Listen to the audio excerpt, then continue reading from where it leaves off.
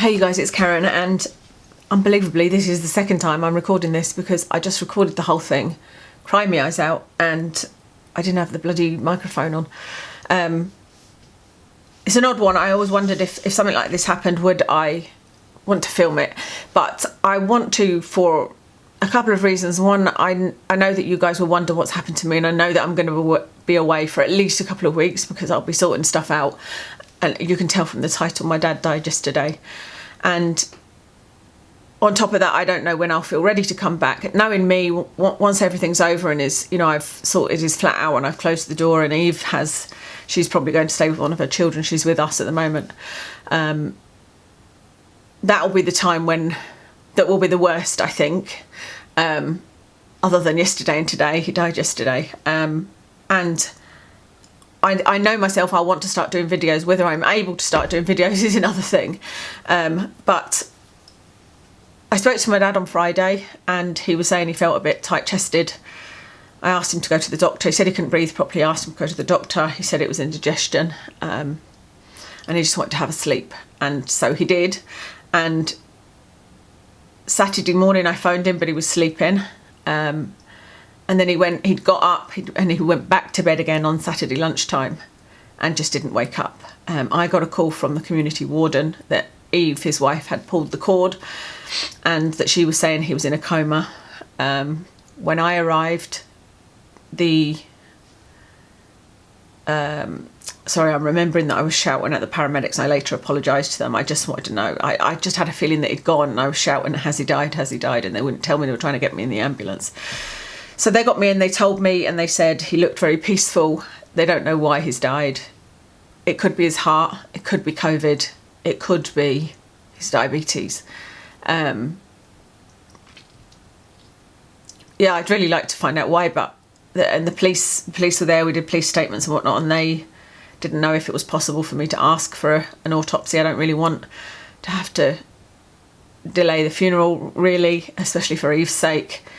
But I would kind of like to know why, and I feel like surely somebody would do a COVID test just to find out, and we could maybe take Eve for a COVID test.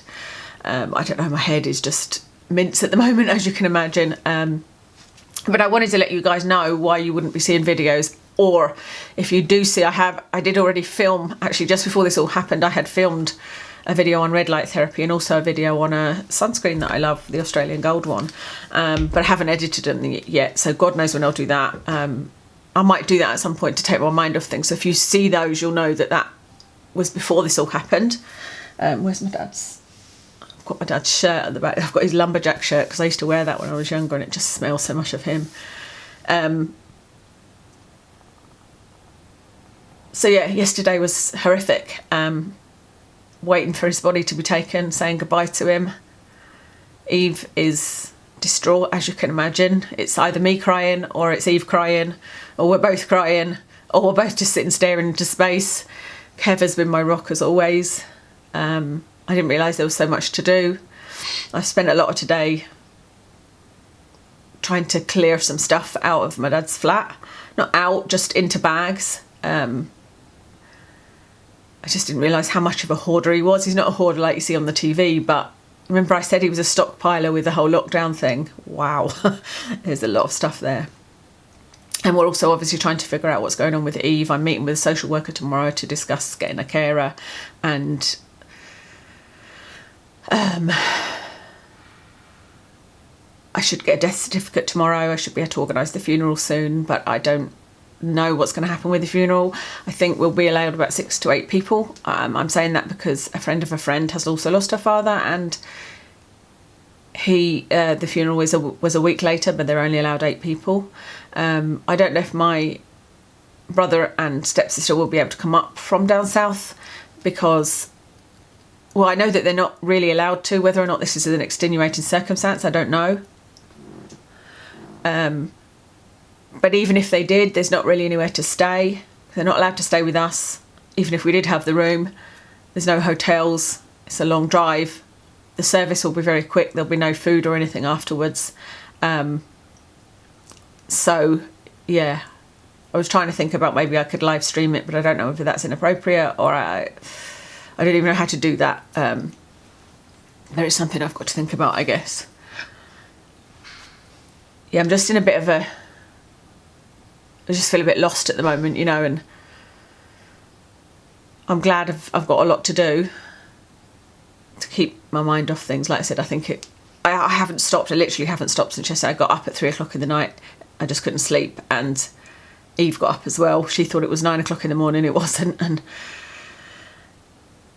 I haven't had a moment, you know, to really just sit, and I expect that's the way it is. And like I said, I know that probably a lot of you have gone through this, which is one of the reasons like I thought I'd put the video up, because everybody knows what this is like. Most people have experienced a bereavement. This is kind of different because I'm in charge, if you like. I'm the executor of his estate, etc., etc. So having to make a lot of decisions and answer a lot of questions. And also because I've got Eve, you know, that's what my dad would want me to look after her as well I can. Yeah, and it's a shock, and you know, I've had a lot of tears obviously, and there'll be a lot more. I'm just in the moment of not having tears. Like I said, I just recorded a whole one bawling my eyes out, couldn't stop myself. So it's quite good really that I hadn't put the speaker on, so I can record it again and be a bit more coherent. I was going to say that I kind of couldn't have wished for a better way for my dad to go, because they said the first thing they said to me was he looked very peaceful. He was on his side. He just obviously went to lay down and found a comfortable spot and just didn't wake up again. He's had the most amazing last year. He found the love of his life, you know, so he didn't suffer, which was always a worry of mine with him being you know, he smoked for 60 years. I was worried that he would get lung cancer and, you know, die a horrible death.